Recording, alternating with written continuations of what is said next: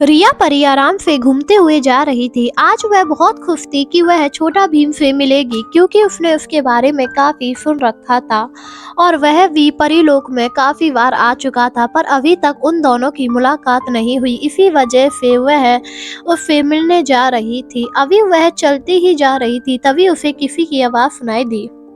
बचाओ, कोई तो मुझे बचाओ, मैं यहाँ डूब रही हूँ, कोई तो मुझे बचाओ।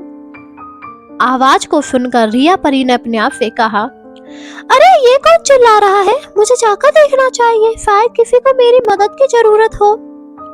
और यह कहकर वह उसी तरफ चली गई जिस तरफ से आवाज आ रही थी। उसने देखा एक लड़की नदी में डूब रही है और वह बचने के लिए चिल्ला रही है। इस पर रिया परी ने उससे कहा, अरे तुम चिल्लाओ मत, मैं आ गई हूँ, मैं तुम्हें बचा लूंगी। आप जल्दी कीजिए, मैं काफी देर से पानी में हूँ, मुझे बचा लीजिए वरना मैं मर जाऊंगी। ठीक है, रुको रुको, मैं अभी तुम्हें बचाती हूँ।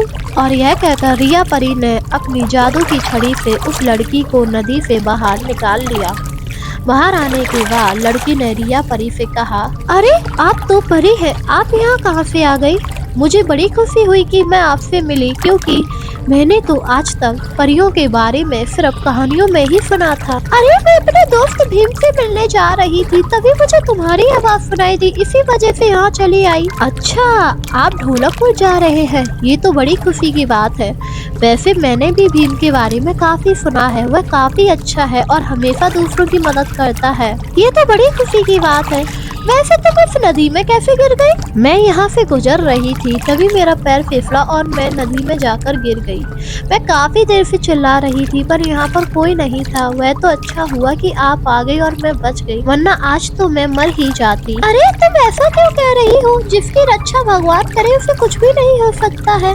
अच्छा तो मैं चलती हूँ, तुम भी जाओ। हाँ, यदि तुम्हें कुछ चाहिए हो तो तुम मुझे बता सकती हो, मैं तुम्हारी मदद कर दूंगी। नहीं, मुझे कुछ नहीं चाहिए। मुझे खुशी हुई कि मैं आपसे मिली, क्योंकि कोई भी इंसान परियों को नहीं देख पाता है।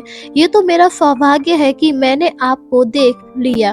अच्छा तो मैं चलती हूँ। और यह कहकर लड़की वहाँ से चली गई और फिर रिया परी भी ढोलकपुर के लिए निकल गई। कुछ ही देर में वह ढोलकपुर पहुँच गई और वहाँ पर भीम ने उसका खूब स्वागत किया। अरे तुम्हें क्या पता था कि मैं आने वाली हूँ, जो तुम लोगों ने मेरा इतना अच्छा स्वागत किया? हाँ, मुझे पहले ही रानी परी ने बता दिया था कि तुम यहाँ आने वाली हो, इसीलिए हमने पहले ही सारी तैयारी कर ली थी। ये सुनकर रिया परी बहुत खुश हुई और उसने उन लोगों के साथ खूब मस्ती की। वह कुछ दिन ढोलकपुर में ही रही और फिर वापस परीलोक आ गई।